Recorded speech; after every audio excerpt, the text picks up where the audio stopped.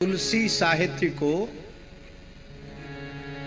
साहित्यकारों ने, विवेचकों ने, विचारकों ने, संतों ने क्षीर सिंधु की उपमा दी है। ये दूध का समुद्र है। इस क्षीर सिंधु का नवनीत क्या है? इस क्षीर सिंधु का माखन है गीतावली। और इसका घृत क्या है? तो माखन को तपाकर घी निकाला जाता है। सिद्धांत रूपी घृत है श्री विनय पत्रिका। और एक विशेष बात है कि गीतावली चित्रकूट धाम की ही रचना है। गीतावली का प्राकट्य चित्रकूट धाम में ही हुआ और साक्षात राम लक्ष्मण ने अपने कंठ से इसको गाया है। गोस्वामी तुलसीदास जी महाराज राम घाट पर विराज रहे थे और बालक रूप में श्री राम और श्री लक्ष्मण उपस्थित हुए। ठाकुर जी को अपनी लीला का दर्शन करा के, ठाकुर जी ने अपनी लीला का दर्शन करा के तुलसीदास जी के अपने चित्त वित्त को हर लिया। तो गोस्वामी जी के मन में आया, ये बालक इतने सुंदर हैं, इतना मीठा बोलते हैं, ये गाएंगे तो कितना अच्छा लगेगा। कहा कुछ गा के सुनाओ। तो वाल्मीकि रामायण में तो राम जी के लिए लिखा है गांधर्वे च विशारदा। संगीत में राम जी विशेष योग्यता प्राप्त किए हुए हैं। ऐसा नहीं कि हमारे वृंदावन वाले ठाकुर जी नाचना गाना बजाना जानते हैं। हमारे रघुनाथ जी भी नाचना गाना बजाना बहुत अच्छा जानते हैं। गांधर्वे च विशारदा। तो राम जी लक्ष्मण जी ने जब सुनाया तो कहा बाबा कल आकर हम फिर सुनाएंगे, आप कुछ लिख कर दे दीजिए। तब गोस्वामी जी पद लिखने लगे। पद लिख लिख करके एक एक पद रोज देते हैं और ठाकुर जी दूसरे दिन आकर के गा करके सुनाते। इस तरह से संपूर्ण गीतावली सरकार ने, तुलसीदास जी ने रोज रोज बना करके दिया है। जो जो लीलाओं का अनुभव होता वो लिख लेते और वो ठाकुर जी को सिखाते और दूसरे दिन ठाकुर जी गाकर सुना देते। इस तरह से संपूर्ण गीतावली का गायन सरकार ने अपने कंठ से किया। जब गीतावली पूर्ण हो गई और वे नहीं आए, तब गोस्वामी जी को विरह हुआ। तब सरकार ने कहा कि वो बालक सामान्य बालक नहीं, हम राम लक्ष्मण ही बाबा नित्य आपके पास गीतावली का प्राकट्य कराने के लिए आते थे। ये गीतावली भगवान के कंठ से स्वयं गाई हुई, भगवान को अत्यंत प्रिय है। अब हम श्री दीनबंधु दास जी ने जहाँ कल कथा का विराम किया था, वहां से आगे कथा का आरंभ करें। सबसे पहले हमें यह अनुभव करना चाहिए कि भगवान शिव जब अर्धनारीश्वर हैं,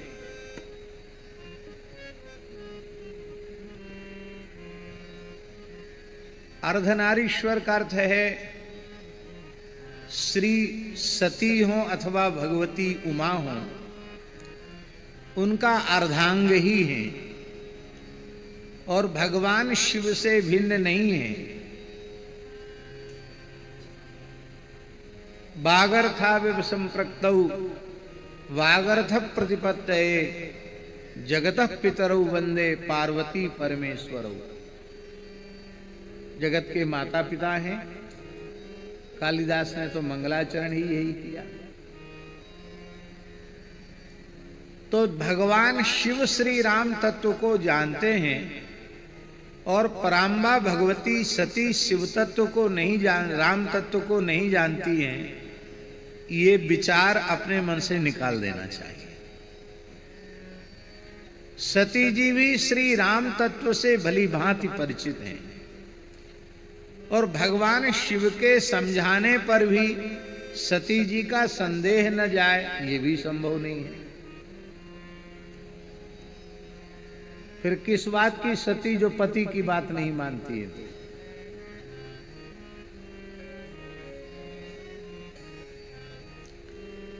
फिर भगवान शिव से आकर झूठ बोल देना, कछु न परीक्षा लीन गुसाई कीन प्रणाम तुम्हारे ही नाई। ये सुनकर और आश्चर्य होता है, ये सब लीला है क्या? मूल बात यह है कि यह वस्तुतः अभिनय है, वस्तुतः यह नाट्य है। भगवान शिव और उनकी आह्लादनी शक्ति, उनकी अर्धांगिनी महासती भगवती सती, ये अभिनय करके दिखा रही हैं कि शिव से बड़ा कोई नहीं और सती से बड़ी कोई नहीं। पर यदि सती भी सत्संग की उपेक्षा करती हैं, कथा कीर्तन की उपेक्षा करती हैं, तो उनको भी इतना दंड सहन करना पड़ेगा। फिर कौन है ऐसा सृष्टि में जो कथा कीर्तन सत्संग की उपेक्षा करे और सुखी रह सके? तो केवल कथा के महात्म्य को हम लोगों के भीतर प्रतिष्ठित करने के लिए ये नाटक खेला गया।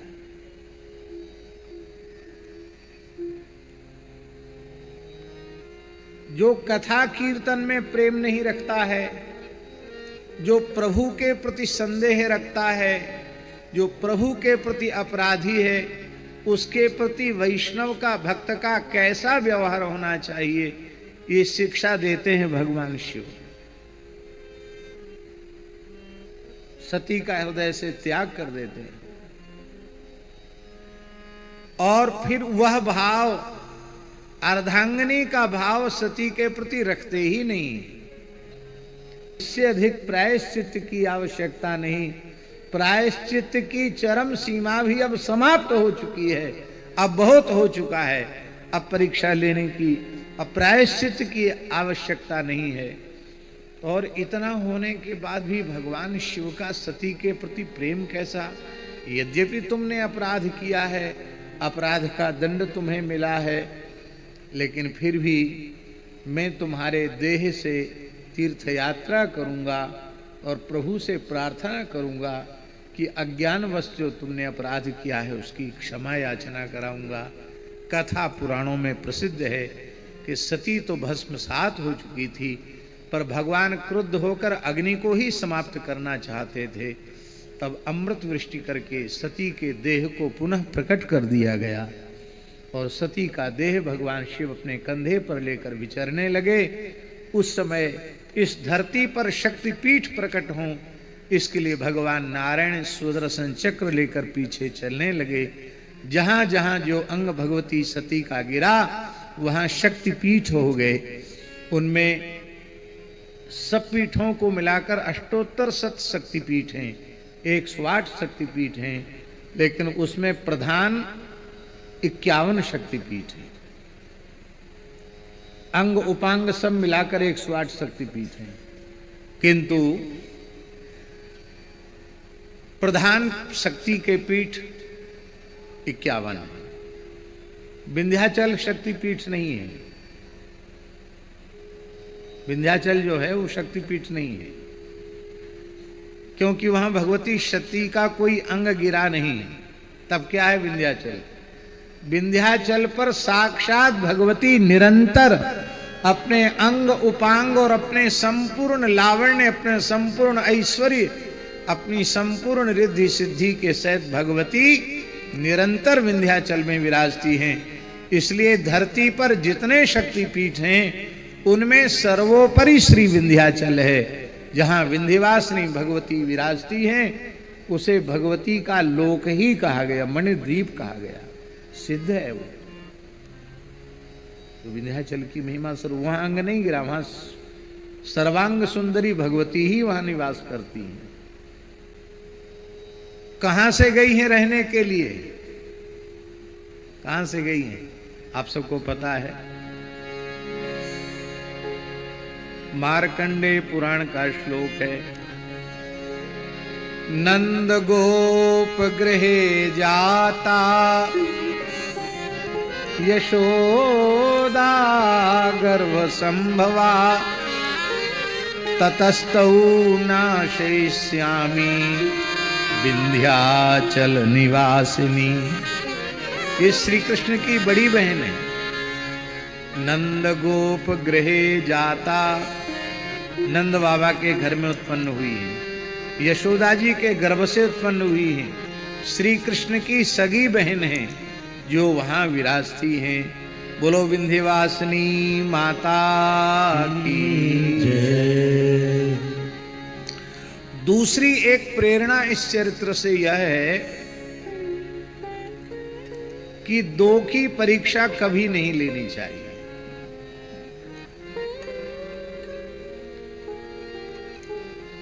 दो तो वस्तुतः है ही नहीं, लेकिन सुस्पष्ट करने के लिए दो कह दिया जाता है। संत सदगुरु दो नहीं है, संत ही सदगुरु है, सदगुरु ही संत है। और संत सदगुरु में और भगवंत में भेद नहीं, गुरु ही भगवंत हैं, भगवंत ही गुरु है। और गोस्वामी जी ने विनय पत्रिका में कहा, संत भगवंत में अंतर निरंतर नहीं, निरंतर अंतर संत भगवंत में नहीं है। इस दृष्टि से हमें सुस्पष्ट रूप से यह समझना चाहिए कि किसी भी अवस्था में तीन की परीक्षा न लें। संत की परीक्षा न लें, गुरु की परीक्षा न लें और भगवान की परीक्षा न लें। इन तीन की परीक्षा नहीं लेनी चाहिए। क्यों नहीं लेनी चाहिए? आप कहेंगे कहावत तो प्रसिद्ध है, गुरु करे जान और पानी पिए छान। तो जान का अर्थ क्या है? जानना मन उसको पहचान कर, समझ करके, कसौटी पर कस करके। तो खरा कसौटी पर कसेंगे उसके लिए तो परीक्षा लेनी पड़ेगी। वे कैसे कहते हैं गुरु करे जान पानी पिए छान? एक संत ने बहुत अच्छी बात बताई, हमें बहुत प्रिय लगी, संभवतः आप लोगों को भी बहुत अच्छी लगेगी। बोले भाई गुरु करे जान, गुरु तत्व को जान गया तो वो शिष्य रह कहाँ गया, वो तो गुरु ही हो गया। इसलिए गुरु करे जान का अर्थ है पहले जिस संत में श्रद्धा हो कुछ क्षण तक, कुछ समय तक उनका संग करे, फिर अच्छी प्रकार से अपने भीतर से यह जान ले कि मैं इनके चरणों में अपना समर्पण करने जा रहा हूं, संपूर्ण जीवन पर्यंत इनमें भगवत भाव रख पाऊंगा कि नहीं, इनकी प्रत्येक आज्ञा का अत्यंत श्रद्धा पूर्वक पालन कर सकूंगा कि नहीं, ऐसी अपनी श्रद्धा और अपने विश्वास, अपने आज्ञा पालन की सामर्थ्य को जानकर तब गुरु भगवान की शरण लेनी चाहिए। समझ में आई बात? नहीं आई? गुरु जी को नहीं जानना, अपने को जानना है कि हम उनकी आज्ञा का जीवन पर्यंत पालन कर सकेंगे कि नहीं, उनके प्रति भगवत भाव रख पाएंगे कि नहीं, उनके प्रति मनुष्य बुद्धि का त्याग कर पाएंगे कि नहीं।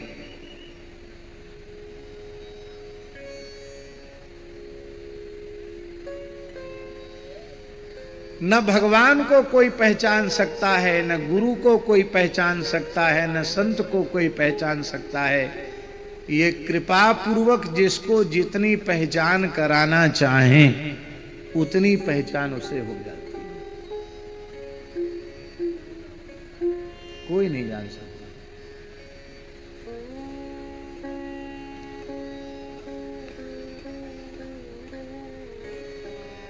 और एक बड़ी विलक्षण बात है, भगवत स्वरूप, भगवत प्राप्त सिद्ध संत सद्गुरु जब तक हम लोगों के निकट रहते हैं तब तक हम लोग उनको बिल्कुल नहीं पहचानते हैं। उनकी लीलाओं को देखकर लगता है कि तो हमारे जैसे ही है, लेकिन जब अकस्मात वे अंतर्धान हो जाते हैं, उनका वियोग हो जाता है, तब पीछे से हमको सिर कूटना ही शेष रह जाता कि हाय हाय, इतने समर्थ महापुरुष की सन्निधि और उनकी कृपा प्राप्त करने के बाद भी हमने अपने जीवन में कोई परिवर्तन नहीं ला पाया। और ये होता क्यों है? ये होता ये है कि उनकी उपस्थिति को जैसा महत्व हमें देना चाहिए था, वैसा महत्व हमने उनकी उपस्थिति को नहीं दिया।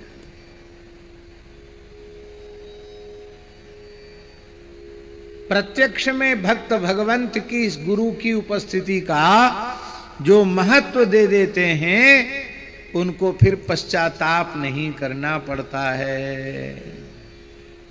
बोलो भक्तवत्सल भगवान की जय। यही नाटक खेला जा रहा है। जय सच्चिदानंद जग पावन, अस कही चले मनोज न सावन। और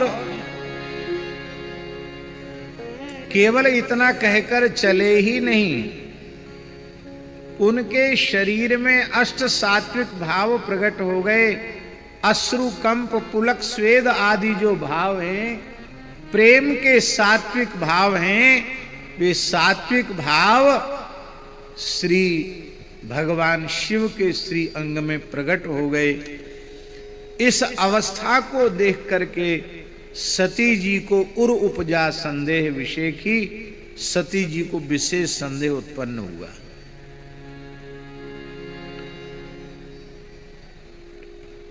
शंकर जी ने कहा, शंकर जी ने कहा ये समस्या सती जी आई क्यों? भगवान के प्रत्यक्ष सामने आने के बाद भी उनकी भगवत्ता के प्रति संदेह उत्पन्न क्यों हुआ? शिवजी ने कहा, जासु कथा कुंभज ऋषि गाई, जिनकी कथा भगवान अगस्त ने 4 महीने तक चातुर्मास पर्यंत सुनाई, उन भगवान श्री राम की कथा को आपने जितने आदर पूर्वक और जितनी सावधानी पूर्वक सुनना चाहिए था, उतने आदर पूर्वक, उतनी सावधानी पूर्वक नहीं सुना। इसी का ये दुष्परिणाम है कि प्रभु का प्रत्यक्ष दर्शन होने के बाद भी संदेह हो रहा है, संशय हो रहा है, शंका हो रही है। इससे एक बात और निकल के आई है। क्या निकल के आई? कि जिस श्रद्धा से भगवान शंकर ने कथा सुनी है, उस श्रद्धा से कोई कथा सुनेगा तो कथा श्रवण के फल के रूप में रघुनाथ जी उसके नेत्रों का विषय बन जाएंगे, भगवान उनके नेत्रों के समक्ष आ जाएंगे। जैसी श्रद्धा से शंकर जी ने कथा सुनी, और कथा श्रवण का फल यही हुआ कि बस चले ही थे, दंडकारण्य में ही तो अगस्त जी विराजमान हैं, और वहीं चातुर्मास पूर्ण करके प्रभु चले हैं, शंकर जी चले हैं, और वहीं मार्ग में शिव जी का दर्शन, राम जी का दर्शन हो गया दंडकारण्य में। कथा श्रवण का फल है भगवत साक्षात्कार।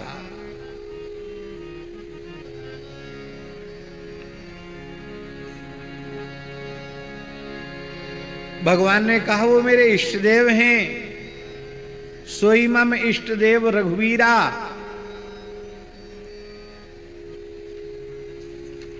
सब कुछ समझाने पर भी सती जी का संदेह निवृत्त नहीं हुआ। तब भगवान शिव ने कहा, जो तुम्हारे मन अति संदेहु अथवा किछु संदेहु, तो किनु जाहि परीक्षा लेहु।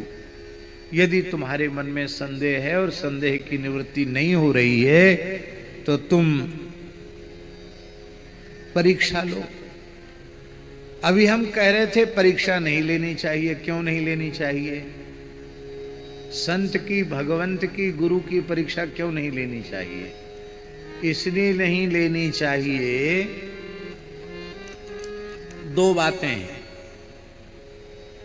एक बात तो यह है कि परीक्षार्थी से परीक्षक को योग्य होना ही चाहिए। ध्यान में आई बात नहीं आई? परीक्षा लेने वाले को परीक्षा देने वाले की अपेक्षा योग्य होना चाहिए कि नहीं? परीक्षार्थी से परीक्षक योग्य होता है तो भगवान से अधिक योग्य कौन है? गुरु से अधिक योग्य कौन है? संत से अधिक योग्य कौन है? ये पावर तुमको किसने दिया कि तुम संत की परीक्षा लो, तुम गुरु की परीक्षा लो, तुम भगवान की परीक्षा लो? ये अधिकार तुम्हें किसने दिया? ये सामर्थ्य तुम्हारे भीतर कहां से आई?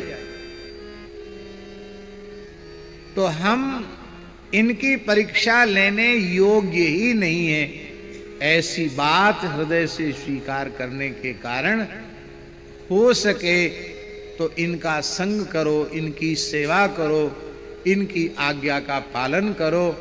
बाकी इनकी परीक्षा लेने का विचार नहीं करना चाहिए, क्योंकि इनकी परीक्षा लेने की योग्यता किसी में है ऐसा स्वीकार नहीं किया जा सकता।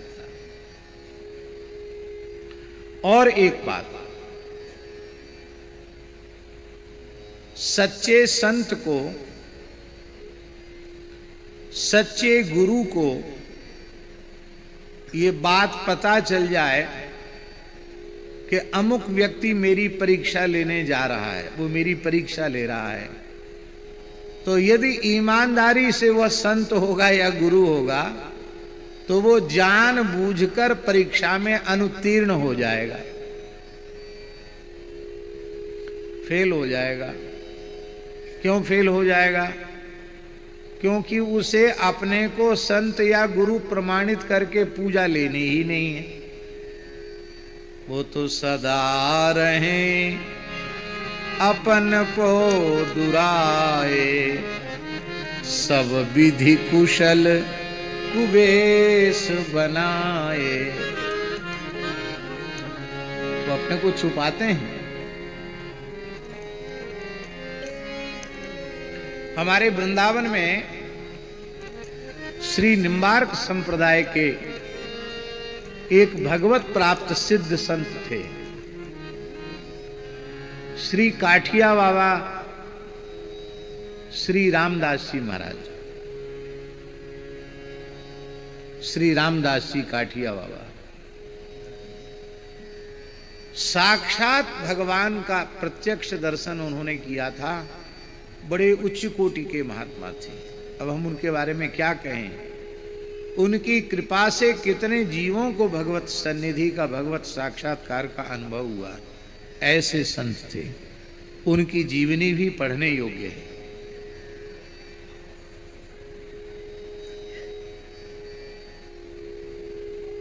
वहां नहीं, व्यवस्थापक जहां बोले वहां बैठने दो भाई। मैया, जहां व्यवस्थापक बैठने को बोले वहां बोलो, बैठो। पीछे बैठो, पीछे जाओ, पीछे करो। ऐसे नहीं, व्यवस्थापकों की व्यवस्था का आदर करना चाहिए। कोई हो, व्यवस्थापकों की व्यवस्था का सबको आदर करना चाहिए।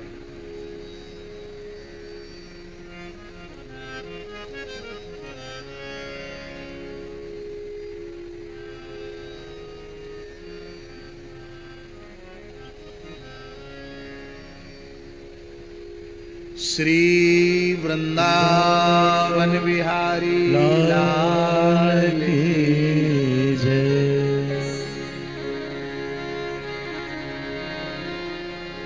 तो राम जी, रामदास जी महाराज की प्रसिद्धि बहुत हो गई थी काठिया बाबा की। तो वो जमाना राजाओं का था, तो कहीं का कोई राजा वृंदावन में आता तो वहां पूछता कि बहुत प्रसिद्धि थी काठिया बाबा की, सिद्ध संत हैं, हम उनका दर्शन करना चाहते हैं। तो कहीं ध्यान देकर सुने, तो बाबा को पता चलता कि कहीं का राजा दर्शन करने आ रहा है, तो बाबा जमुना किनारे भिखारियों की लाइन में बैठ जाते।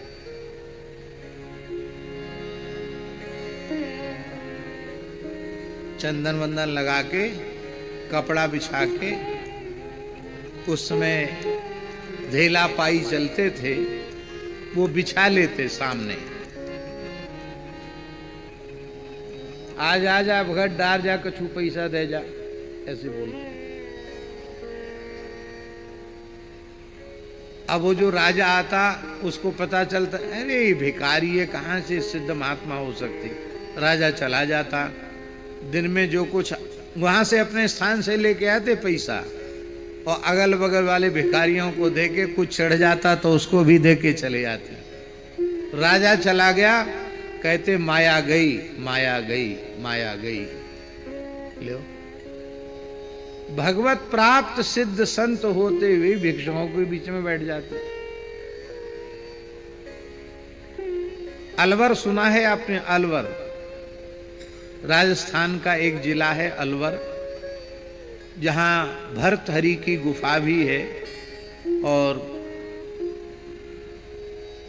बहुत सिद्ध संत वहां जंगल में हुए हैं। वहां जंगल में एक सिद्ध संत थे, बहुत उच्च कोटि के महान योगी, समाधि सिद्ध योगी थे। उनका शिष्य भी उन्हीं की कोटि का था, सिद्ध पुरुष था। उस बीहड़ जंगल में बहुत दूर लोग पैदल चलकर उन संत का दर्शन करने आते थे। अलवर राजा को पता चला, अलवर नरेश को, कि बड़े सिद्ध पुरुष हैं, हम भी दर्शन करके आवें। तो राजा हाथी पर बैठ करके दर्शन करने के लिए चला। और उनका स्थान अभी भी है, टीले पर स्थान था। जैसे यहाँ ऊंचे पहाड़ी है, ऐसे टीले पर स्थान था। तो धूना पर गुरु चेला दोनों बैठे भजन कर रहे थे और हाथी आता हुआ दिखाई पड़ा दूर से। ऊंचे पर थे ना, तो हाथी आता हुआ दिखाई पड़ा, हाथी का होदा और राजा। तो चेले से बोले कि देख बच्चा, भगवान की माया हाथी पर बैठकर आ रही है, अब जल्दी करो, नहीं तो हम दोनों का भजन चौपट होने वाला है। चेला ने कहा कि राजा आ रहा है, सुनते हैं अलवर का। बोले यही तो भगवान की माया है, राजा जैसे ही सामने आवे तो हम तुमको गाली देंगे, तुम हमको गाली देना, और दोनों इतना झगड़ा करना कि बस मारपीट बाकी रह जाए, पर नाटक पूरा करना मारने पीटने का। कहे गुरुजी क्या बोल रहे हैं, हमारी समझ में नहीं आ रहा है। मैं आपका शिष्य, आप गुरु, आपसे मैं दुर्वचन कैसे बोल सकता हूं? अरे बच्चा, मेरी आज्ञा का पालन कर, नहीं तो हम दोनों का भजन नष्ट हो जाएगा। तो चेले ने कहा कि झगड़े का कोई कारण हो तब ना झगड़ा करें। तो बोले हम कहेंगे कि तू मेरा टिक्कड़ जानते हैं ना? टिक्कड़ नहीं जानते? जो मोटी रोटी साधु लोग धूना में बनाते हैं, मोटी रोटी, उसको साधुओं की भाषा में टिक्कड़ कहते हैं। तो बोले हम चिल्ला चिल्ला कर कहेंगे कि तू पेटू है, मेरा टिक्कड़ खा गया, और तुम कहना तुम धूर्त पाखंडी हो, तुम पेटू हो, तुम टिक्कड़ खा गए। टिक्कड़ वहां है ही नहीं, झगड़ा टिक्कड़ का करना, रोटी का झगड़ा करना। दोनों ही गुरु चेला राजा के सामने रोटी के लिए झगड़ने लगे। राजा बहुत रुष्ट हुआ कि जनता भी एकदम भेड़चाल है, जो रोटी के लिए झगड़ा कर रहे हैं वो सिद्ध पुरुष कैसे हो सकते हैं, अच्छे संत कैसे हो सकते हैं। तुरंत उसने महावत को कहा कि हाथी मोड़ो, महात्मा हैं, पड़े रहने दो, इनको भगाना तो अच्छा नहीं है, लेकिन अब हम इस जंगल में इनके पास आने जाने वालों पर प्रतिबंध लगा देते हैं। तो उस राजा ने खुद तो लौट ही गया और उसने प्रतिबंध कर दिया कि जंगल में उनके पास कोई न जावे। एकदम शांत एकांत हो गए। ये हम इसलिए निवेदन करना चाहते हैं कि वस्तुतः जो सच्चे संत होंगे वो तो अपने आप को कच्चा प्रमाणित कर देंगे, और जो ढोंगी पाखंडी होंगे, काल नेमी के जैसे अथवा कपट मुनि के जैसे, वो कपट मुनि जैसे एक से एक पढ़े लिखों लोगों को भी चक्कर में डाल देंगे। वो इतना बढ़िया अभिनय करेंगे साधुता का, वो इतना अच्छा अभिनय करेंगे गुरुता का, इतना बढ़िया अभिनय करेंगे कि आप चक्कर में फंस जाएंगे, आप समझ ही नहीं पाएंगे कि ये क्या है। आप हनुमान जी से अधिक बुद्धिमान नहीं हो सकते। बुद्धिमताम वरिष्ठम, आप हनुमान जी से ज्यादा ज्ञानी नहीं हो सकते। ज्ञानी नाम अग्रगण्यम, और इतने बड़े ज्ञानी नाम अग्रगण्यम बुद्धिमताम वरिष्ठम हनुमान जी भी कालनेमी को देखकर चक्कर में आ गए। अरे बोले भाई बड़ा सिद्ध महात्मा है, यहीं बैठे बैठे कहता वो मारा वो मारा वो मारा वो मारा। हनुमान जी ने पूछा क्या मारा, किसने मारा? बाबा भजन छोड़ के क्या कर? अरे बोले विक्षेप मत करो, राम रावण युद्ध हो रहा, मैं यहीं बैठकर देख रहा हूं। और अब तक जो कुछ हुआ था सब वर्णन कर दिया। वाह! हनुमान जी सोचे बड़ी उच्च कोटि की सिद्धि है, हमें भी ऐसी हो जाए तो भगवान धरती पर कहीं भी लीला करेंगे, देखेंगे, आनंद लेंगे लीला का। बोले महाराज ये ज्ञान आपको कैसे हुआ? बोले हमारा नियम है, पहले तुमको चेला बनना पड़ेगा। हाँ, दीक्षा लोगे तब ज्ञान होगा। तो दीक्षा के लिए स्नान करने जाना पड़ता, तो जाओ स्नान करके जाओ। बोले हमको प्यास लगी, बोले कमंडल में जल ये पी लो। वो कमंडल में भी जल नहीं था, वो ऐसी चीज थी कि हनुमान जी वहीं मूर्छित हो जाते। तो हनुमान जी ने कहा इतने थोड़े पानी से हमारी तृप्ति नहीं होगी, तो बोले फिर सरोवर में नहा भी आओ, क्योंकि दीक्षा लेनी है, और वहीं जल पी लेना। और जब हनुमान जी गए और मकरी ने पैर पकड़ा, उसको हनुमान जी ने पछाड़ा तो अप्सरा प्रकट हो गई। और उस अप्सरा ने कहा मुनि न हो यह निश्चर घोरा, ये महात्मा नहीं तो राक्षस है। तो हनुमान जी लौट के आए, बोले गुरु जी आपका नियम है कि पहले आप गुरु दीक्षा देते हैं, बाद में ज्ञान होता है। तो हमारा नियम ये है कि हम चेला पीछे बनते हैं, गुरु जी को दक्षिणा पहले अर्पित करते हैं। वाह जी वाह, वाह जी वाह! तुम्हारे जैसा उत्तम शिष्य आज तक नहीं मिला जो चेला बने बिना दक्षिणा अर्पित कर दे। और हनुमान जी ने ऐसी दक्षिणा दी, भरी लंगूर लपेट पछाड़ा। तो कहने का आशय ये है कि जो असली हैं वे नकली सिद्ध हो जाएंगे, और जो नकली हैं वो असली सिद्ध हो जाएंगे। इसलिए हरि गुरु संत इनको एक रूप मानकर इनकी सेवा करना, इनकी परीक्षा नहीं करना। और शंकर जी ने कहा तब लगी बैठ अहूं बट छाही, जब लगी तुम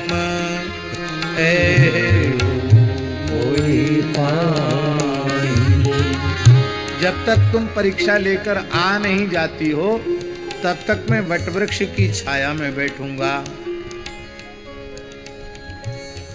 सती जी गई, मन में सोचने लगी कैसे परीक्षा लें। तो इस सीता जी के वियोग में व्यथित हो रहे हैं, मैं स्वयं सीता जी बन जाती हूं, देखते हैं ये मुझे पहचान पाते हैं कि नहीं।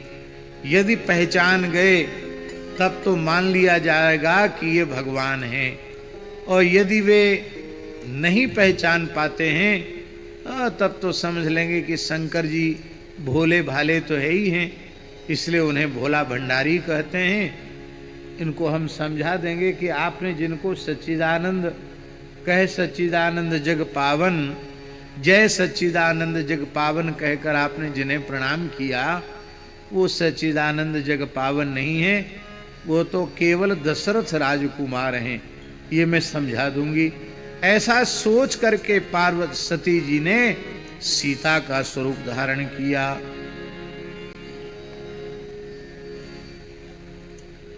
और भगवान शिव इधर बटवृक्ष के नीचे बैठे हैं, और बैठे ही नहीं हैं, उनके चित्त पर कोई उसका प्रभाव नहीं है।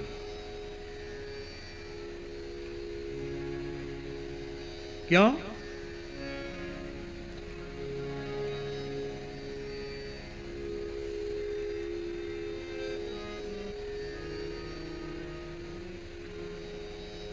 हुई सोई जो राम रचि राखा, को करी तर्क बढ़ावे शाखा। राम जी ने जो रच रखा है वो हो जाएगा। इसका मतलब है शिव जी इस बात को समझ रहे हैं कि हम सब कठपुतली हैं, सूत्रधार श्री रघुनाथ जी हैं, राम जी खेल रहे हैं, नहीं तो सती के मन में संदेह कैसे होता। इसलिए हुई सोई जो राम रचि राखा, राम जी ने जो रच के रखा है वो हो जाएगा। हमें तर्क वितर्क संशय करने की आवश्यकता नहीं। आनंद से भगवान शिव राम राम करने लगे। और जैसी सीता स्वरूप धारिणी सती भगवान के सामने गई तो एक बार लक्ष्मण जी को तो भ्रम हो गया। लक्ष्मण जी मन में विचार करने लगे कि प्रत्येक कल्प में जब श्री रामावतार होता है तो रावण वध के पश्चात किशोरी जी मिलती हैं, लेकिन इस कल्प की लीला में ये कैसी विचित्रता है कि अभी रावण मरा नहीं और जानकी जी बिना खोजे पहले ही सामने से आ रही हैं। ये लक्ष्मण जी के मन में आया कि ये क्या विचित्र लीला है, समझ में नहीं आया। लेकिन भगवान श्री राम, उनकी सर्वज्ञता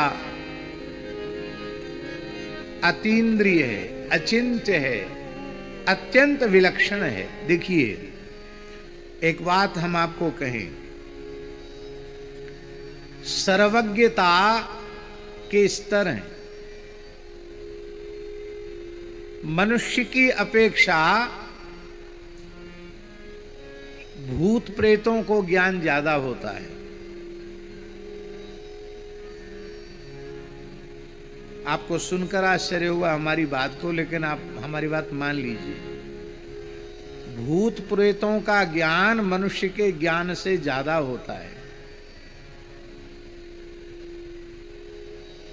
क्योंकि भूतों में देव योनयः, अमर कोश में उनको देव योनि कहा गया, निकृष्ट देव योनि।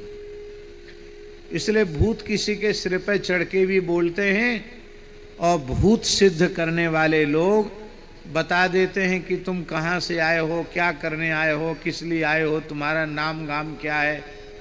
और लोग चक्कर में पड़ जाते हैं, उनके चमत्कार देखकर नमस्कार करने लग जाते हैं। ये सब भूत विद्या से हो जाता है। कहीं की वस्तु कहीं ला देना, कहीं की वस्तु कहीं पहुंचा देना, भूत विद्या वाले लोग करते हैं।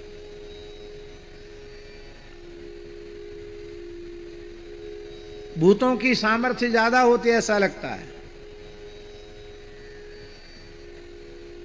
उनमें भी उनसे अधिक बलवान यक्ष, गंधर्व, किन्नर, गुह्यक, सिद्ध, इन सबसे अधिक सर्वज्ञता होती है देवताओं में। देवताओं में भी सर्वज्ञता जो होती है उसका एक स्तर है, उससे अधिक सर्वज्ञता होती है लोकपाल दिक्पालों में। लोकपाल दिक्पालों में की जो सर्वज्ञता है उसकी अपेक्षा देवराज इंद्र की सर्वज्ञता उससे भी अधिक होती है।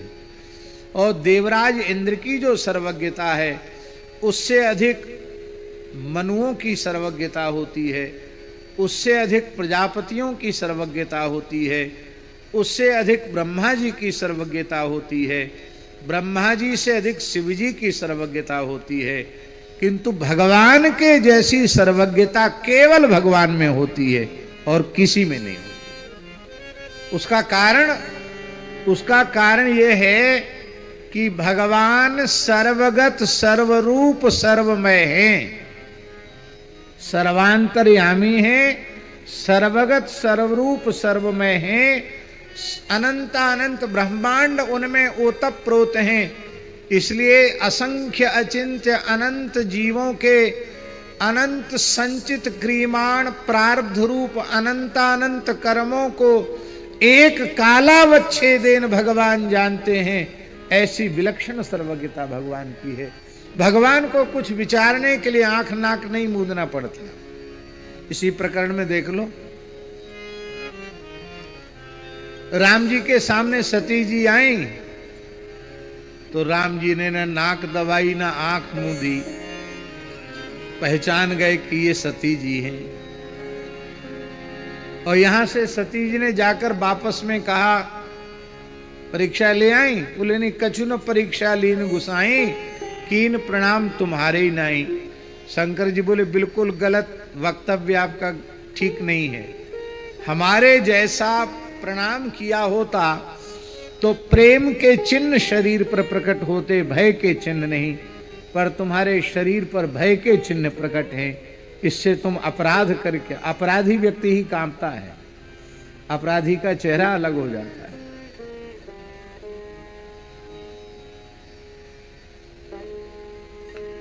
तब शंकर देखो धरि ध्याना, सती जो कीन चरित सब जाना। शंकर जी में भी सर्वज्ञता है, पर शंकर जी आंख मूंद कर ध्यान धरते हैं तब जानते हैं। राम जी बिना आंख मूंदे जान जाते हैं। बोलो भक्त वत्सल भगवान की जय। ये भगवान की सर्वज्ञता है। भगवान सर्वोपरि हैं। जोरी पानी प्रभु कीन प्रणाम, जोरी पानी प्रभु कीन प्रणाम, पिता समेत लीन निज नाम, पिता समेत लीन निज नाम। अभिवादन की परंपरा ही ऐसी है। शास्त्रों में लिखा है, अभिमुखी करणाय वादनं गोत्र नामोच्चारण पूर्वकम नमस्कारः। अभिमुखीकरण के लिए अमुक शाखाध्यायी, अमुक नाम वाला, अमुक गोत्र वाला, अमुक व्यक्ति, हे गुरु हे आचार्य भवंत अभिवादय, ऐसा कहना पड़ता है। अभिवादन की परंपरा है। नाम गोत्र पिता का उच्चारण करके अभिवादन करे। क्योंकि मनुस्मृति में मनु महाराज लिखते हैं, अभिवादन शीलस्य नित्यम वृद्धोपसेविनः चत्वारि तस्य वर्धन्ते आयुर्विद्या यशो बलम। एक तो अभिवादन करने वाला होता है, एक अभिवादनशील होता है। शील किसको कहते हैं? प्रणाम करने का स्वभाव जिसका बन गया हो। प्रणाम करने वाले भी कई बार आलस कर जाते हैं प्रणाम करने में, उनको अभिवादनशील नहीं कहते। बड़ों को देखते ही जिनका मस्तक श्रद्धा से उनके चरणों में झुक जाए, उनको अभिवादनशील कहते हैं। भगवान श्री राम अभिवादनशील हैं। और ध्यान देकर के सुने इस बात को, जो अभिवादनशील होता है उसको 4 चीजों की प्राप्ति हो जाती है।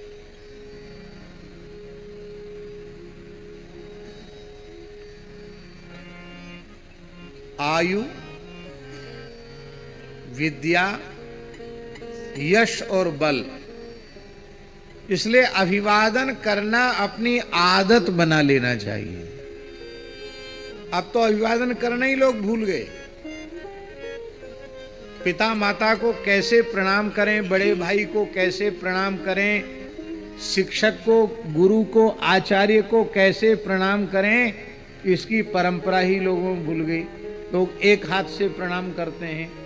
पहले तो थोड़ा और कमर झुका लेते थे, चरण छू लेते थे। अब चरण भी नहीं छूते हैं। कोई घोंटू छू लेता है, कोई जांग छू लेता है। और एक जगह तो हमने बंबई में देखा, एक महात्मा को लोग प्रणाम करने आ रहे थे कि एक परंपरा के बड़े अच्छे संत थे, उनके पेट को लोग प्रणाम कर रहे थे, पेट में लिपट जाते थे। हमने कहा यहाँ बंबई है ना, यहाँ उन्नति और ज्यादा हो गई। दाहिने हाथ से दाहिने चरण का स्पर्श, बाएं हाथ से बाम चरण का स्पर्श, ये अभिवादन का प्रकार है।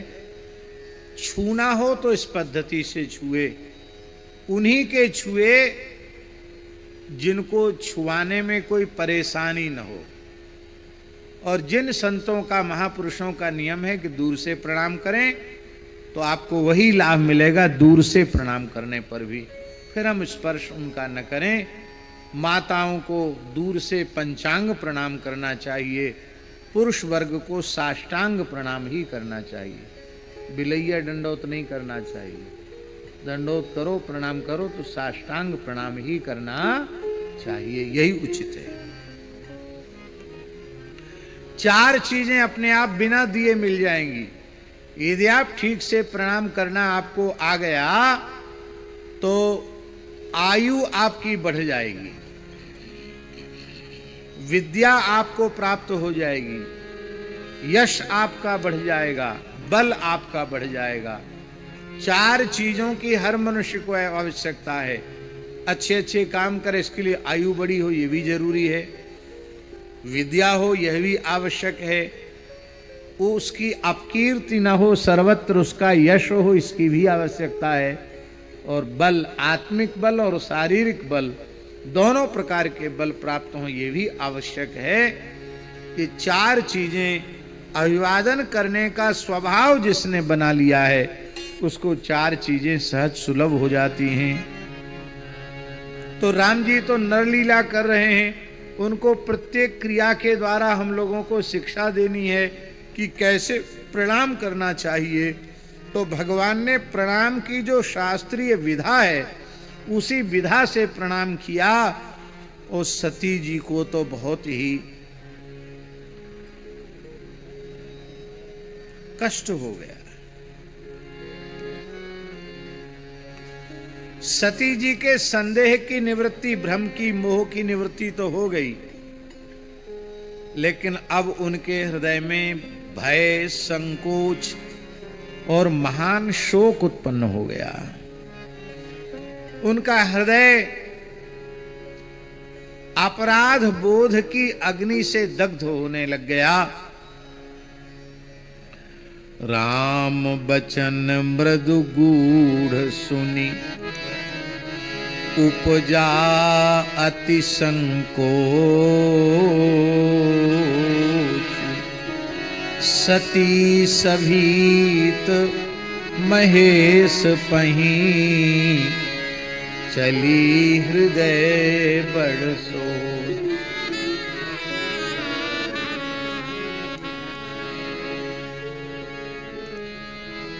श्री ठाकुर जी मुस्कुराए, मन में सोचने लगे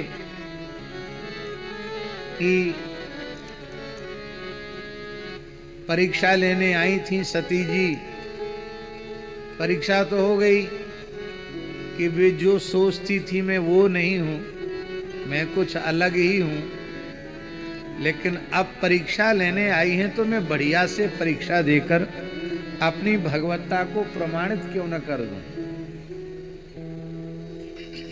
किसके संबंध में सुना गया मुझे विस्मृत हो रहा है,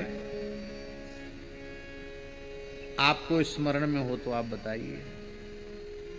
किसी ऐतिहासिक पुरुष के बारे में ऐसा कहा गया कि उन्होंने काशी में परीक्षा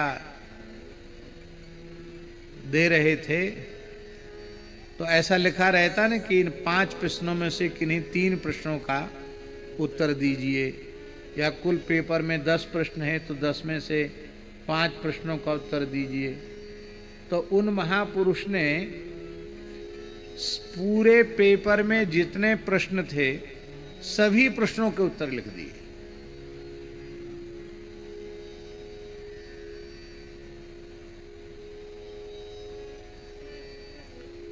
सभी प्रश्नों के उत्तर लिख दिए और नोट लिख दिया नीचे कि कृपया परीक्षक महोदय इन समस्त प्रश्नों में से कोई 5 प्रश्न छांट लें, 5 प्रश्नों का उत्तर छांट लें।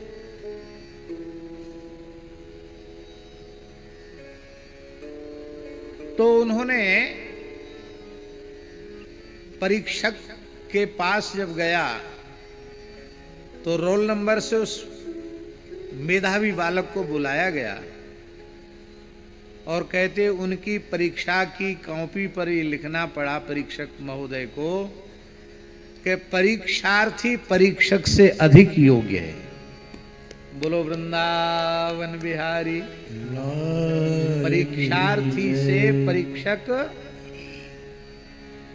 अधिक योग्य है, परीक्षक से परीक्षार्थी अधिक योग्य है।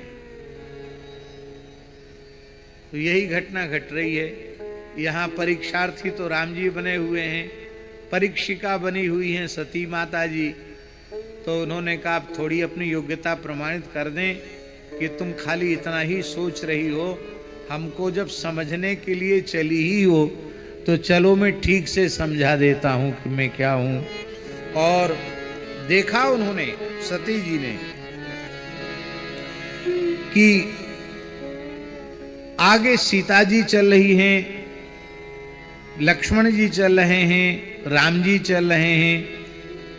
पीछे मुड़ के देखा तो वहां भी सीता लक्ष्मण और राम जी विराजमान हैं। ऊपर नीचे दशों दिशाओं में देखा तो जहां तहां चितवहीं प्रभु आसीना, सर्वत्र प्रभु विराजमान दिखाई पड़ रहे हैं। मानो भगवान कह रहे हैं कि जो सर्वगत सर्वरूप सर्वमय है, जो एक देशीय है ही नहीं, जो सर्वदेशीय है, उसका संयोग वियोग, उसकी कल्पना ही व्यर्थ है। उसका तो सबसे नित्य निरंतर संयोग है। हमारा वियोग किसी देश में नहीं होता, किसी काल में किसी भी प्रकार से मेरा वियोग नहीं होता। हम तीनों सदा सर्वदा एक जैसे विद्यमान रहते हैं। सती जी ने आगे देखा कि भगवान शिव, ब्रह्मा जी, विष्णु भगवान और जितने देवी देवता हैं वे सब भगवान श्री सीताराम लक्ष्मण की उपासना कर रहे हैं, प्रभु की वंदना कर रहे हैं। माने इससे भगवान ने यह बताया कि समस्त देवताओं के स्वामी आराध्य इष्ट हम ही हैं। प्रभु ने कहा जब हमारे सेवकों को स्त्री का वियोग नहीं होता, क्योंकि ब्रह्मा जी ब्रह्माणी के साथ, विष्णु भगवान रमा जी के साथ, शिव जी उमा जी के साथ, तो हमारा अपनी प्रियतमा जानकी से वियोग कैसे हो सकता है। अब सती जी का हृदय कांपने लग गया। वो कांपते कांपते उनको लगा कहीं चक्कर ना आ जाए, तो मगमाही रास्ते में ही सती जी बैठ गई, धूल में ही बैठ गई, मग में बैठ गई। और जब नेत्र खोले तो आगे कुछ नहीं था। तब हृदय कंप तन सुधि कछु नाही, नयन बुबे मुदी बैठी मगमा। हृदय कंप तन सुधि कछु नाही, नयन बुद्धि बैठी मगमा। बहुरी बिलो केऊ नयन उघारी, कछु न दीखता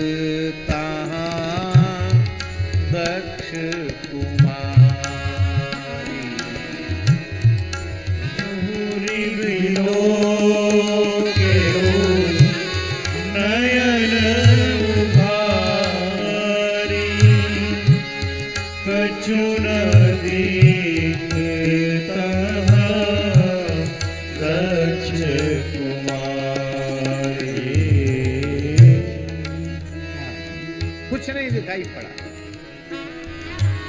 सती जी शंकर जी के पास गई। शंकर जी ने कहा, परीक्षा लेकर के आई। गई समीप महेश तब, हंसी पूछी कुशलात, लीन परीक्षा कवन विधि, कहु सत्य सब बात। सारी बात सच्ची सच्ची कह दो, कैसे परीक्षा ली? कछु न परीक्षा लीन गुसाई, कछु न परीक्षा लीन गुसाई, कीन प्रणाम